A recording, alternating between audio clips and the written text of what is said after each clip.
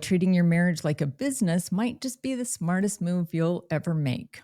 Do I think education is enough to really do good work or be an expert? Hell no. When I come home from work, I assume a different persona. And when a couple say we don't have time for 5 minutes, that is worrisome to me. I just want to assume everything is going to be just like the ending of Cinderella. I used to actually say the only role that I don't encourage couples to have is a CEO. A lot of research right now showing that one of the biggest problems with marriages today is division of household labor. Welcome to Marriage IQ, the podcast helping you become an intelligent spouse. I'm Heidi Hastings. And I'm Scott Hastings. We are two doctors, two researchers, two spouses, two lovers, and two incredibly different human beings coming together for one purpose: to change the stinky parts of your marriage into scintillating ones using intelligence mixed with a little fun. Hello, everybody, and welcome back to another exciting episode of Marriage IQ. You know, Scott, we have been accused of having a corporate marriage. By more than one person. Because of our many intentional meetings and goals and things that we do together. But today we found somebody that is so good at bringing those best business strategies from the boardroom into marriage. Dr. Robin Buckley earned her PhD in clinical psychology from Hofstra University, and she specializes in cognitive behavioral methodology, which we love. And she's also an executive coach. Her expertise has been featured in Entrepreneur, Chief, Authority Magazine, Nike, and even on the 2023 TED stage. As an international speaker, Robin helps audiences around the world apply cognitive behavioral tools to mental wellness, leadership, and women's empowerment. And as a coach, she takes those same high-performance strategies and translates them into real, actionable plans for both professional and personal success. And what we're most interested in is how she applies those to marriage. She has a book called Marriage, Inc.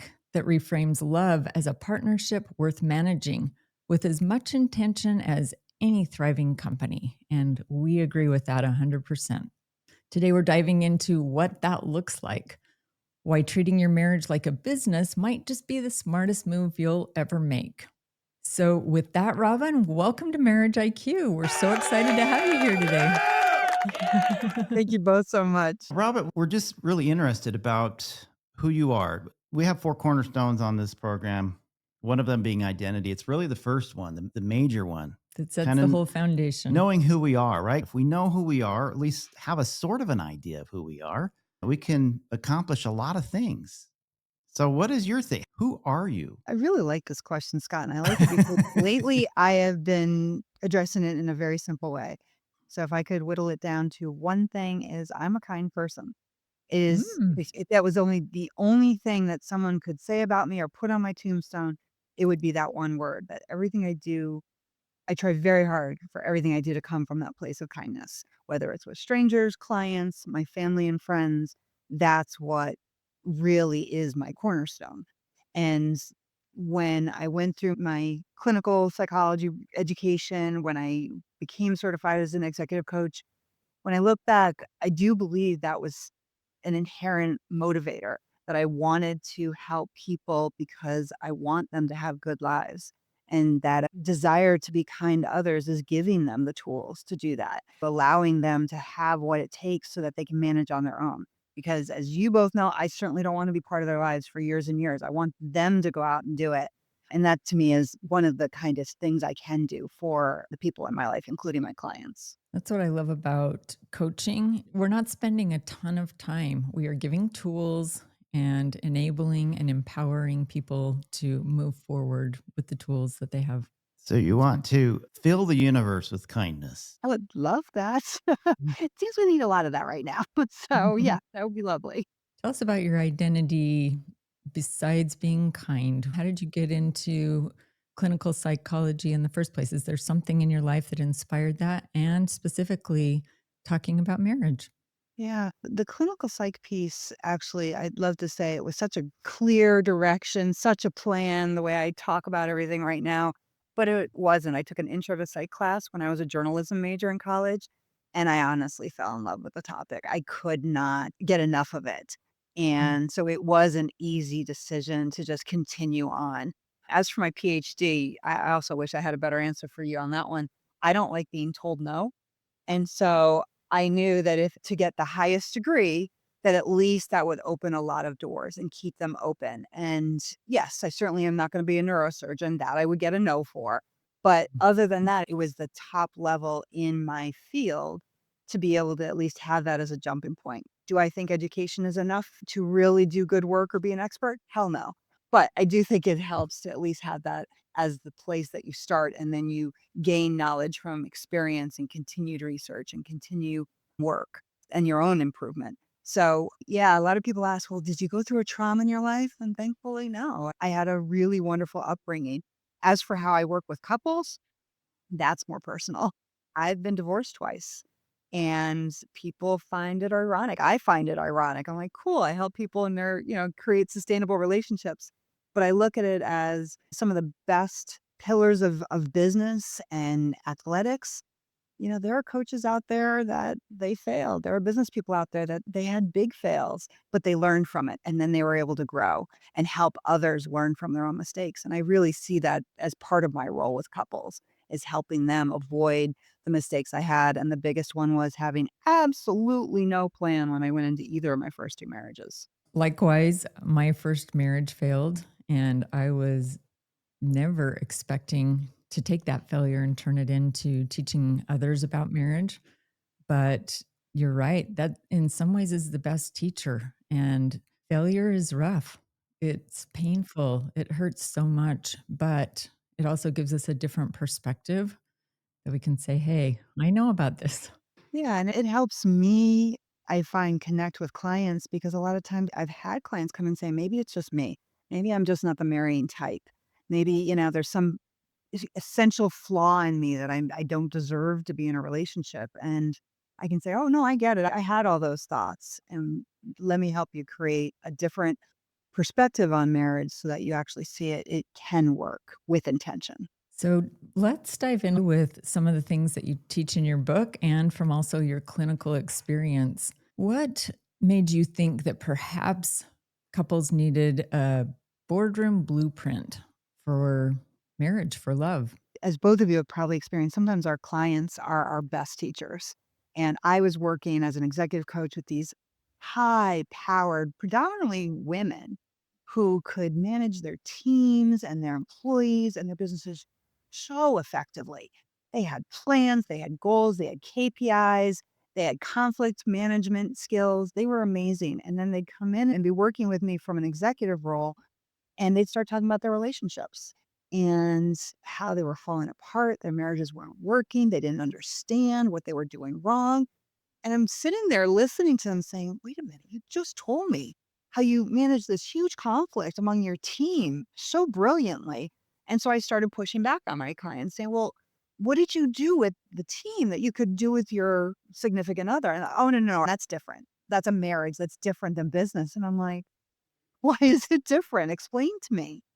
And when they would try and explain it, it was falling back on everything society and has taught us through rom-coms and Disney and Hallmark, like marriage should just be, just happen, and love just you have to have faith and trust. And oh my gosh, I could feel myself almost gagging on it because I'm like, really? Because none of my clients would go into their businesses with faith and trust and hope. They have plans. So I started reframing how they looked at their marriages or committed relationships from that angle. Like, but what if we had plans? What if we had goals? What if we implemented KPIs and mission statements and all the things, the basic principles of business, and put them into our relationships? Most of the time I get, that's not going to work. That's BS, Robin. There's no way that can work. It's so different. And so I usually have to say to clients, just give it a try. Because is it working now? No. So why don't we try it? Just give it a month. Yeah. And that's where I usually rope them in. Well, isn't that interesting? Because going back to you, you said, why would you be in the space, right? You've been married and divorced twice. And It's things that you learned, right? Things that you learn along the way, the school of hard knocks, right? Yeah. And I think going back to these people, it's almost paradoxical as well, right? Because it's like, why would they have a problem? Because they're doing all this in the boardroom. Why Right. can't they do it? It tracks, it makes sense. The same way as why would somebody in your position be doing this? I think one of the things that I've thought of in the past, anyway, is that when I come home from work, I assume a different persona. Yes. All right. I'm a physician by trade, and I spend all day coming up with a complex plan, a mission statement, if you will, with each of my patients about what to do and how to do it. And then I come home and one of my kids say, "Hey, I got this earache, or, I got a fever."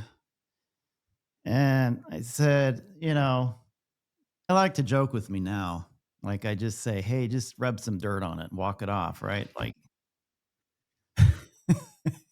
which basically that's what I would do. And it is hard. It's hard because I think part of it is we are stepping out of a different role. And when you're spending all your time creating, that takes a lot of neurons, right? And when I come home, I don't want to create. I don't want to work. I just want to assume everything is going to be just like the ending of Cinderella. Happily ever after. Like it's just going to happen. Right. And so what you're saying here and what we agree with is what we've been preaching on this from the very beginning, that the corporate, for lack of a better word, basically is we are being very intentional about who we are and what we do and our marriage. That's exactly it. When, you're saying coming home from work and you just want things to be easy. You just wanna be able to come home and just know what the evening's gonna look like. And that, I'm sure the 2 of you have found in your work and in your relationship, that is what having this type of structure does. Maybe at the beginning it feels awkward or rigid because we're not used to looking at relationships that way. But when you can walk through the door, whether you're from an external workplace or whatever it might be, or internal, working at home, and you just know what your chores are for that night, what your spouse or significant other is gonna be taking care of, what the basic cadence of the evening is gonna, because it's based on what you've established. You know that we don't have to get into talking about the kids' schedule every single night, because on Saturday, we're gonna sit down and we're gonna look at the week's schedule, and that's gonna be our designated time. We don't have to bring up every irritation when it pops in our head, because we do have that time scheduled weekly or monthly to sit down and discuss it. Because I mean, I can't even fathom when I used to work outside of the home, walking into my boss's office every single time there was an issue, that it would have been intolerable. And it would have been a drain to me, to my boss, to the team. So we wait until we have our team meetings and then we bring up issues, or we request a meeting and say, "Hey, I've got a couple things that it really can't wait." But we don't have that same level of, and I'd even push it as far as saying, respect for our relationships, the sanctity of, like, it doesn't need to be a conversation about serious topics every time we are together, and if it is, it's no wonder we're exhausted, and many people are exhausted in their relationships. Very draining. Yeah. That's true. So tell us a little bit about this boardroom blueprint. What are elements of your blueprint for love? That's a lot of, yeah, a We'll book take a came few. so the book came about because it's based on this framework I've been using, and finally I just wanted to compile it, and actually, again, my clients were like, "Robin, we would just like a place where we could just read everything or have you in our ear." So I was like, "Okay, now I'm hearing you," and that's what motivated me. But to start, it starts with one of 2 places. I will be honest that depending on where the couple is in their relationship, there are some couples that can come in and we can jump right into writing up a mission and vision statement, that they're in a good place, but they just want it to be better, or they want to reconnect and get out of a rut. And that's a really good place for them. But there are other couples that are really a little bit past that. They are frustrated. They're not at the point of divorce, because I really try and clarify that if one or both of you is really thinking this is our last ditch effort, maybe therapy is a good place to start and then come back to coaching. But they need something fast. And mission statements aren't always fast because there's more theory and philosophy to it and takes a little bit to craft it. But for those couples, it's assigned chores. You wanna talk about pushback when you were saying, the kind of debate of whether this works? This is where they're like, "Robin, it is not that simple." I'm like, "It is. Actually, it actually can be." When you just look at all the tasks, everything that makes your day-to-day functional, assign chores. And this isn't certainly not, I'm telling my husband what to do. Oh my gosh, that's not a good approach. But it's saying, okay, what are your preferences? What are the things that you don't mind doing or that you actually like doing? In our house, when we blended our families, I always managed finances in all my other relationships. It was a necessity. I was organized and I would do it. I don't like it. And when he finally said, "Do you want to manage the finances?" I'm like, "Well, I can." He's like, "I didn't ask if you can. I know you can. Mm, Do you want to?" And I said, mm. "No, I don't." So when we assign chores based on preferences or who's better at it, or okay, neither of us like it, so we're just going to trade off months, again, it just establishes it's more than just now everybody knows what they're doing. It's also communication. And it's a connection because I've learned more about you. I heard you. I understand that's something that actually exhausting to you. So yeah, I'm totally willing to do it, even if it's not my most fun thing, because I don't want you to feel that way. I want you to have leftover energy for us. So assigning chores or the mission and vision statement, depending on where the couple is, those are really the two starting points. And then certainly, if we do the mission and vision statement, then we do go to assign chores, but it works. The assigning chores works faster than I think I ever believed it. What I hear you saying with the assigned Mm. chores is basically automating things to take out Yes. opportunities for conflict.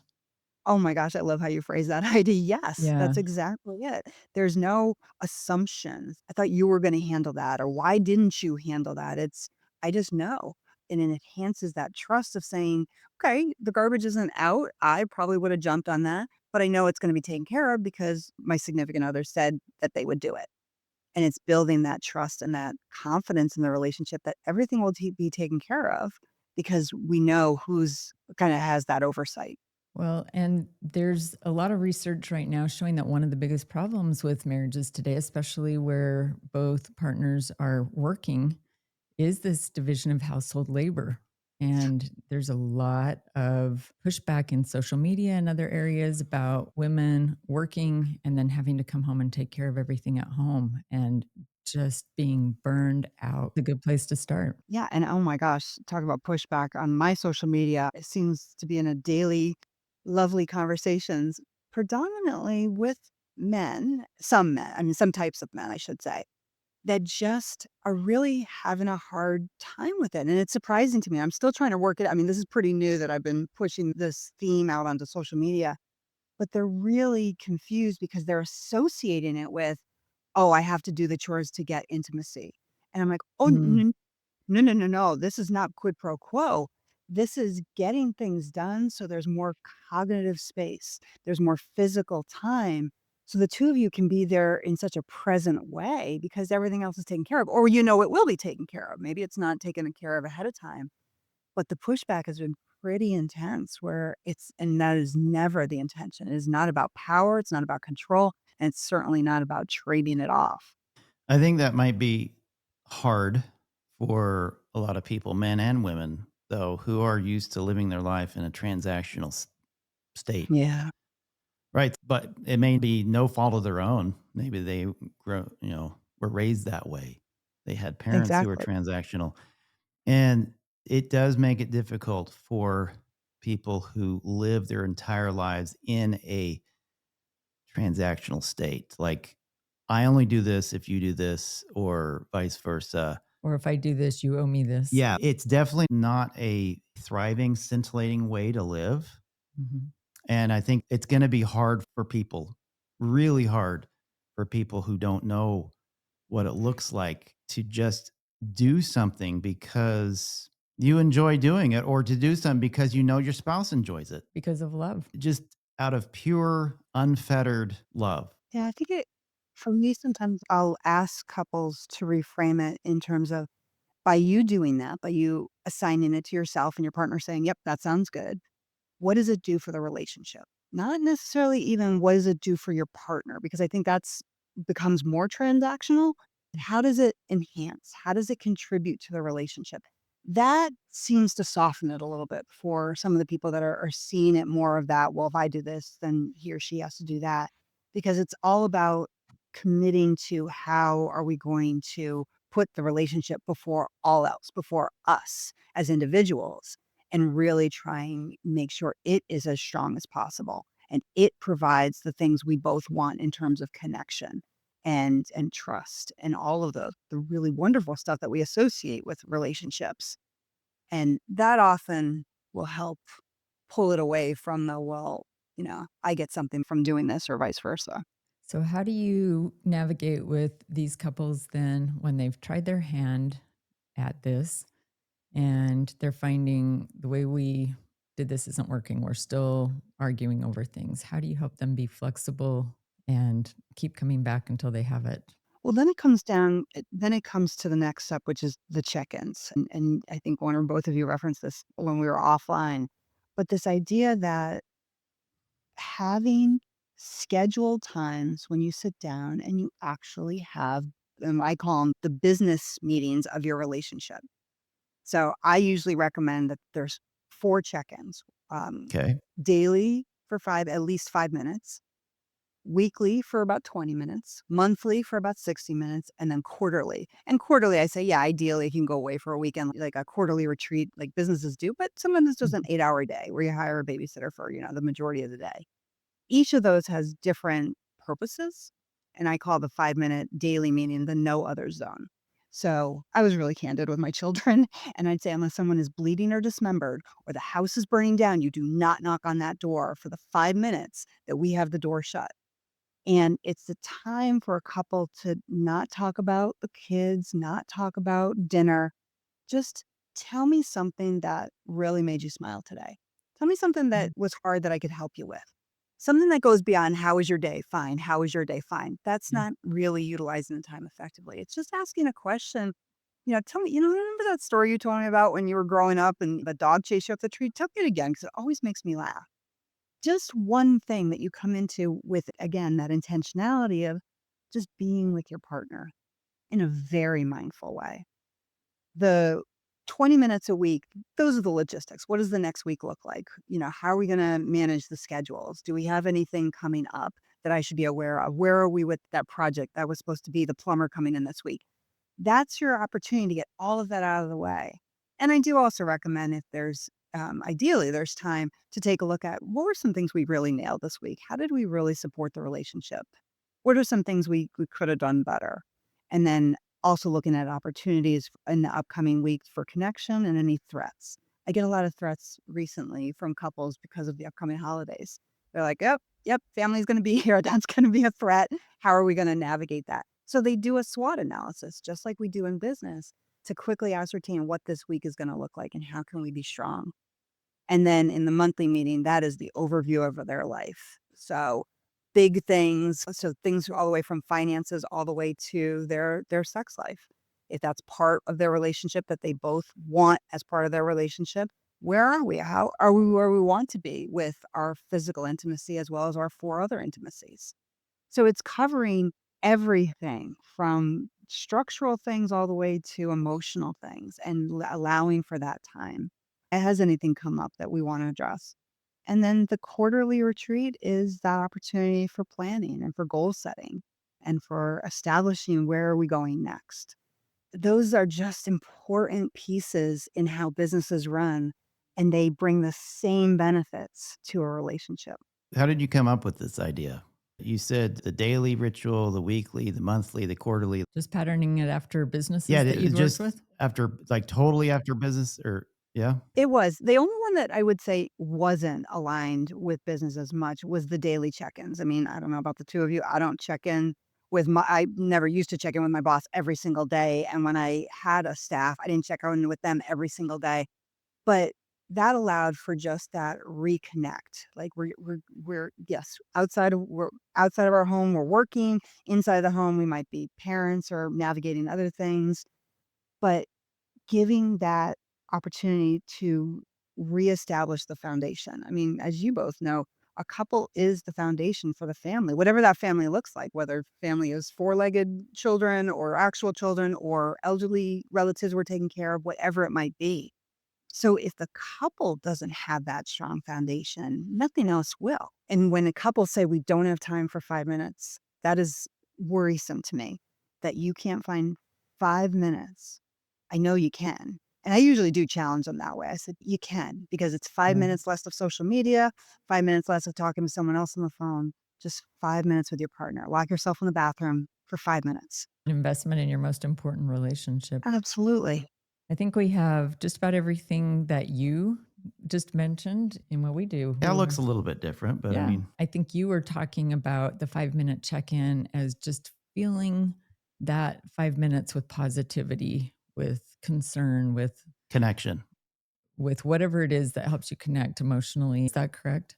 Yeah, absolutely. It's almost like we do it so well when we're dating. I think most people Mhm. do it well. Where really come into a date like, I want to learn about you. I want to listen. I mean, ideally, I want to like really understand you. And for many couples, they forget to do this after they've made a commitment and then get distracted by the busyness of life. To really like, no, let's just stop. Don't ask me how my day was as you're walking past me in the kitchen. Let me just stop and really listen to you. And then you get to do the same for me. I mean, that's powerful. I know how busy life is. I mean, we blended our family of 4 kids and 2 dogs and we both work. There are so many things that can get in the way, and if you don't say, "No, this is actually well worth 5 minutes or more," I mean, yeah, great if you can do more, but just 5 minutes? That's not even something that you can afford, it's important to do. Well, I will say we did have a problem with doing this. We didn't know how it would look. We've talked to different people. And I think at one point we decided that our time together would be nightly walks. Hmm, And right, so we put it as a goal, right? right, That we check off every day. That we check off, okay, did we do our nightly walk? right. And so a lot of times we didn't in the beginning. Mhm. And we didn't. But we And kept then talking we about kept it talking about it. because it's on our Because we come back plan. to our weekly meeting, or we call it couples council. We do it every Sunday. And we keep talking about it and say, look, are we going to do this thing or not? We gotta Like we gotta keep talking about it, we don't do it. gotta And work on it so we bumped it up in priority. And now we do a walk every night. Well, most every probably night. 94% of the time. And we get that time to talk and just connect. I'm just saying it took a lot of time. It didn't just Absolutely. happen naturally, but we had to be intentional over months of saying, Yes. okay, are we doing this thing or not? Like what's up? Like so We've made the plan. It's easy to fall back on our behavioral habits. It's so easy to be like, "Yeah, we'll get to it tomorrow." Like, "We're tired tonight," or we got these things going on." I get it. I don't judge my clients because it's easy. The distractions as well as just, we're comfortable. So why is this I mean, I get that a lot from couples, like, "We're okay. Like, we don't fight a lot." I'm like, "Cool." And is that first of all, is that your baseline? Like, okay is good enough? And second, how do you make sure that you're always okay if that is your baseline? yeah. Not having that plan. So you two obviously pushed through because you knew that connection every night or 95% of the time was important to ensure not just happiness now, but the sustainable happiness. And that's what I think a lot of couples don't always see, that how are you gonna make sure what you're feeling, if it's good right now, is going to be good in a year, 5 years, 10 years, 20 years. That's part of that plan. Exactly, and not only good, but that you have a foundation that's stable enough to handle when traumatic experiences do happen, Correct. that you already have that relationship foundation. Yeah. I know when 2 years ago, I lost my mom very suddenly, Mm, and to be able to sit with my husband, it's a lot of it's a blur, but for him and I was selling my business simultaneously, and mm. he ended up running the wholesale of the business, and I trusted him. I mean, not only did he have oversight of our finances anyway, but I knew that if he took over that checklist, it'd get done. And I couldn't. I was not in the mental space to be able to handle all the intricacies that that took. But had we not already had that established, Right. that would have been very chaotic. So it is. It's like it's having it in place so that when things happen, as they will, you just know what the SOP is going to be. Yeah, exactly. You mentioned KPIs. Can you tell us what that is and where that fits within your framework? Yeah, so goals are terrific. I love when couples are like, "No, we have goals." I'm like, "And are they written down? And do you review them?" And love that. But then it's how do you measure them? How do you actually know progress? Because I'm sure the two of you have heard plenty of times, "Well, it just feels like we're doing better." I'm like, "Oh, cool. Now we're back to Disney. That feels good, but how do you actually Yeah. know?" And usually with some couples, I'll say, they're like, "No, it's working, Robin. We feel good." I'm like, "Cool. Is that how you evaluate your business goals and your business success?" And of course they don't. And they're like, "No." I'm like, "Right. So why are we doing that again?" But the KPIs are all about the key performance indicators. What are you actually measuring to know your goals are being achieved? And you two just did it seamlessly about your walks. I think you had said about 94% of the time we hit our walks. That's a KPI. You know where you are. You are well above average. And maybe it's okay, we're doing a 94. Maybe next month we want to hit 95. And you actually measure it out. Yeah, we're fighting instead of fighting every single day, we're really only having conflict 5 days a week. And that's progress. It doesn't have to be perfection. We're not ever going for perfection. Can you see the needle moving in the direction you want it to move? So KPIs become a very clear way of knowing that things are happening in a successful way. Otherwise, it is, I think we're doing well. It seems better. And that is so vague. I'm like, how do you have any comfort with that? So when we have the KPIs, they know from data that things are improving. So this brings up a point. I spent a lot of time a couple of years ago looking for the perfect app to do my goals with. And I finally found one that works for me, for us. Mhm. Oh, It's called Strides. And okay. because what it does is that as long as you keep up with it, you can measure how well you're doing it. That gives you percentages compared to last year, this year. And so that's how I know that our nightly walks have gone up significantly and that we're doing far better on them this year than we were last year. We review those stats at our quarterly marriage retreat There where you we go. look So at we're all doing those the things. KPIs.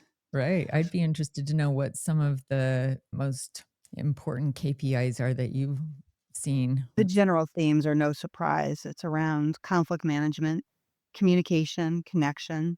Parenting comes up a lot. So, especially in blended families, in terms of how many times have I stepped in, how many times have you stepped in, depending on what their metrics or what that looks like.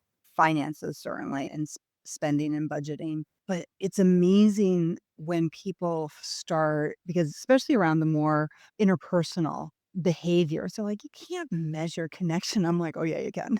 You absolutely can." Or the discomfort some people have around KPIs around their physical intimacy, and I'm like, "But if you want that to improve, it's okay to put numbers to it." And, oh my god, that is a high level of resistance because they think I'm taking away all fun, all the spontaneity. I'm like, "But again, if it's not happening the way you want or as often as you want, why wouldn't you try something different to actually see? This isn't about making it rigid. It's about making sure you just know where you want to be and doing things to motivate you to get in that direction. And it works. As you noted with your walks, it does work. It's just letting your brain Mhm. know it's to improve the relationship. It is not to make it robotic. And Dr. John Gottman talks about that with sexual intimacy, that if you have scheduled sex, research shows benefits to that. And what we know from research also is that it especially helps women show up because they know when it's coming. They have time to be thinking about it throughout the day. They have scheduled a little bit of extra time to pamper, to do just to make that role transition in their head from either mom or executive or employee or whatever it is, to make that shift in their head and then show up, A sexual partner. yeah, as a sexual being, a Yeah. person that is interested and ready and willing to step in. And even I would say, in our experience, sometimes when we haven't had that time to prepare ahead of time because we know that it's there, when we slow down enough, it's amazing. Yeah, agreed. I hear from some of my one husband that I worked within a couple, he would say that when he knew when you'd look at the calendar and they had a code for it, because it was Mhm. a short calendar, and he said, "When I see that, I make very deliberate choices about what I eat during the day because I don't want to be bloated and I don't want to be gassy or whatever it is." Yeah. And I loved that as an example because it was such a tangible way of looking at it. He's like, "Yeah, other days I'll go out and have a burger for lunch." He's like, "But not on those days because I want to feel physically ready and prepared, and I don't want anything to get in the way." And that it's such a minor thing that's just part of that, again, that intentionality towards that. I have some great stories about couples who use that and know it's coming, and so that there's different ways of how they orchestrate that day before the evening or whenever they've planned to be together. I love it. Feel free to share one. If you have one that stands out to Yeah, you, we would true. love to hear. One of my favorite ones, young couple actually, no kids. They loved cooking together, and she said, "We just don't have we're so tired by the end because we both work, and then we love cooking together, we plan these elaborate meals, and then we clean up, and then we're exhausted, so we have nothing left over." And I was like, "Oh, okay." So I asked her, I said, "Do you have a crock pot?" I mean, I know it's not as elaborate of the meals. I said, "But at least if, the meal is ready to go, there's less cleanup, and then you have more time." So she thought that was brilliant. She took the initiative to employ that. She's like, "Yeah, we have 2 from our wedding. We've never used them." I'm like, "Yep, that's most couples." There you go. And she came back after she'd been doing this with well, they came back, but she came back into the session laughing. Like, that's how she had been hadn't seen them for about 3 weeks, and when I turned on my video, she is hysterical laughing. I'm like, "Okay, what's going on?" I'll call her Jen. And Jen said, she's like, "Well, we tried the crock pot. It worked so well." She's like, "So now on the calendar, I put it as cockpot night." And I burst out laughing. I was like, "Oh my god." She's like, "And it's great because if anybody sees it, they think it's a typo, but we know what it means." And her husband is blushing, but it was just so, and to me, that also demonstrates, like, it can bring a lightness and humor and fun to it. Again, pulling away from that idea that it's so structured, it no longer has that emotional pull. I think it brings more opportunities for that emotion and spontaneity. Thank you for sharing that. That's Yeah. fun. I think sex can be like both ways, both planned and unplanned. I think Spontaneous is still there too. I think we all know about the unplanned because that's all we ever knew, right? Until we started becoming more intentional.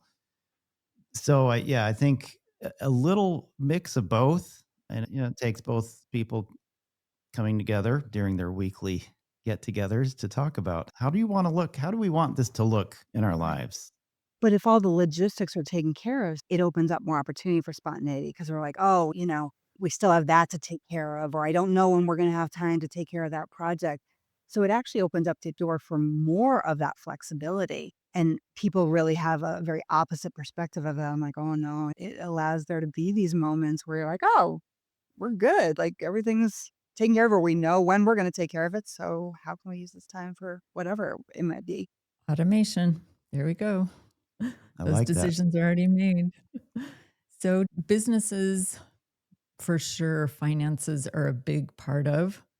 And in marriage relationships, again, so many people I know don't even budget. They don't talk about money. One person kind of controls the money, the other person spends the money. We get all kinds of different models of what that unintentionally looks like. But in your model, share with us a little bit about the boardroom blueprint as far as from a financial perspective. Right. So, in addition to assigning chores, a lot of times I do work with couples about delineation of roles.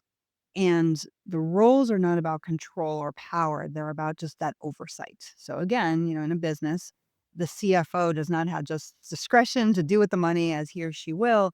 They just provide that oversight to then give a presentation or give an assessment of where everything is to the board in a business sense, and in a relationship, it's to their partner. I said earlier that was my husband's role. He is the CFO. And when we meet once a month, he gives me the overview of where we're at and then presents questions about investments or whatever it might be. In our monthly meetings, we also have a chance to look at our budget and make sure we're both aligned and both still on top of that. So that can be the same for all areas. But when it comes to finances, one of the biggest benefits of doing that is it reduces the emotionality. Finances bring up so much of our how we were raised or mistakes we have made that it can get so defensive and so argumentative that when you're using that prefrontal cortex, that strategic part of your brain, because you're talking about it in objective ways, you're looking at data, you're looking at facts, and then it allows for the conversation to actually be effective. So that's one of the most important areas I strongly recommend for couples, that one person has the oversight and then the other person plays the role of board when they have their meetings to then discuss what are the details. What is something I need more information about? Because you're just throwing it out there, but I need to know more before we can move forward with making a decision. It ends up really just helping couples approach it again with more strategy and less emotion. Because finances can be a big flashpoint. We intentionally put something like you just said in our weekly meeting. Hey, if there's a big purchase here, we talk it through and we don't move forward until consensus has been reached. Exactly. And having, again, a very clear metric around what is a big purchase. For some Yeah. couples, it's anything over $50. Mhm. For other couples I've worked with, it's over 1,000. Whatever it is, as long as it's agreed Mhm. upon, it makes sense in terms of the goals, the financial goals. And then the most challenging part is then not breaking that. It's not, "Oh, I just assumed you'd be okay with it," or "This doesn't really count," because then that just erodes at the trust and the foundation. So it's holding to it. Again, would you wanna walk in your boss's office and say, "Oh, I went over budget by whatever X number?" We would never put ourselves willingly in that kind of situation, at least if we don't, if we like our jobs. So, same thing in our relationship. You don't wanna walk in saying, I decided to ignore it." Right. I think what you brought up is true that when we have shared decision-making opportunities in our finances, it builds trust. Yes. When we don't, it not only erodes trust, but there's a lot of resentment that's Yes. bred out of not being able to make those decisions together. Yeah. Well, you're not functioning as a team at that point. You're functioning as individuals, and that's not really part of a foundation of any relationship, that you're functioning as independent entities. So, if you want to ensure that, it is creating these parameters and then sticking to the parameters. I used to actually say the only role that I don't encourage couples to have is a CEO. That used to be my statement, because CEOs tend to have like the final decision-making power, and I don't know many couples that works very well. But Right. recently, Spotify, Oracle, and Comcast all initiated co-CEO plans, and I'm Ah, so Mm. fascinated to follow how that's gonna work. Unfortunately, they're all 2 men, and I would love to see how it would work in a different arrangement. I think there's a lot of benefit to that, but I'm like, right. "Oh, maybe we can have co-CEOs if the power is shared in an equitable way, if they're really tapping into that idea of you have strengths I don't have, and so this is a really good matching."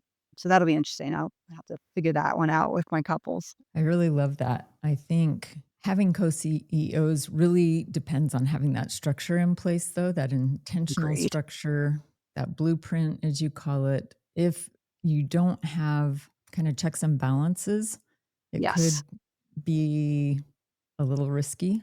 But if you exactly. have that foundation in place, if you have that plan, that blueprint, you know where you're going, you have all the checks and balances daily, weekly, monthly, quarterly, uh, co-CEO, that's kinda how we see it in our relationship for sure. Makes a lot of sense and works really, really well to propel you ahead far more than for us we ever did before, right? Yeah. But you're the CEO of this podcast. It's okay. I'm an employee. That makes nothing. Neither of us make anything. My paycheck is 0. So is mine. But it's It's the all out, but investment relationships. I totally get it. it's beneficial to our marriage to Yeah. see and to learn and to interview people and learn more things about what we can do to make little adjustments. So, what do you do when couples bump into high emotions then with trying to figure things out? I know that you are a CBT specialist and use that a lot. So, can you tell us a little bit about how you use cognitive behavioral therapy to help in teaching tools for navigating some of those things? CBT is just incredibly effective in my opinion because it really helps people understand how their brain is working. So, like it or not, my clients do get a little bit of a neuroscience education and which parts of the brain we're trying to tap into and which parts of the brain we're trying to engage less with, and specifically around the prefrontal cortex and the amygdala, with amygdala being so emotional and so driving our reactive state, and the prefrontal cortex bringing us back to that strategy and facts. And so when I help couples start to see, I mean, I love some of the phrases they come up with in terms of like, I'm being amygdalic right now. And I'm like, yes, you Mm, are. And how can we now engage with the prefrontal cortex? So it's not just the business side of things, but it's also getting them to understand from a cognitive side, how do you actually, in an active way, get the part of your brain that's going to help the relationship to be part of this conversation? Because as you both have seen and heard and, maybe experienced, so much of the time we are coming in full throttle amygdala, and it is really, we don't even realize that it's hijacked conversations or scenarios. And when couples start to recognize it, then they can step back and start to employ very concrete strategies to say, okay, wait a minute. We want our prefrontal cortex to be part of this conversation. What are we going to do in this moment? So they walk away, clients that I work with walk away with really specific strategies from that angle as well. It's not just business principles, which I love for the relationship. It's also, how do you manage your brain so your brain doesn't undermine the business of your relationship? And they actually settle into that really fast because that is problematic for most couples. Oh, I think it's fun to learn about how your brain works, right? I do too. I tell people I'm a brain geek, so you're gonna have to put up with me. and for some reason, we're able to keep that in check in business kinds of scenarios, but it's a little harder when you let down totally in your family, in your marriage relationships. As we were talking about earlier, you walk through your door and you just drop all of that tight holding things together, and it's not that you have to continue to do that at home, especially if you understand your brain. If you understand, "Okay, wait a minute, I've had a rough day and I am tired, so I am not tapping into the logic part. What can I do to make sure that doesn't take over in terms of making this not an effective interaction with the person I love most?" Wonderful. Well, this has been a great conversation, and I love so much the little twist that you've made in our brains on how we can do things to make them a little bit better. And hopefully, Yeah, I love this. our listeners will dive into your book and get some specifics on some of those things. If you could give us one last boardroom strategy that we might not have asked you about, could you sum up what that would be? I'll do a real easy one. It's sensual dailies. So you sit with your partner. So this is related to sex, but not just sex. So people confuse sensual from sexual. Sensual is all about your senses, as you both, I'm sure, know. And it's sharing with your partner one thing from each of your five senses that you just love, that brings you peace, happiness, or some type of arousal, so that they now have a menu that they can choose from to use to make you feel good, whatever the feel good looks like, whether it's physical or emotional or whatever it might be. So I know for my husband, he loves these dark chocolate brownies from one bakery near us. Yeah. So once a month, I make sure I swing by that bakery, that's my only stop, is to go get him one of those because I know it'll make him smile.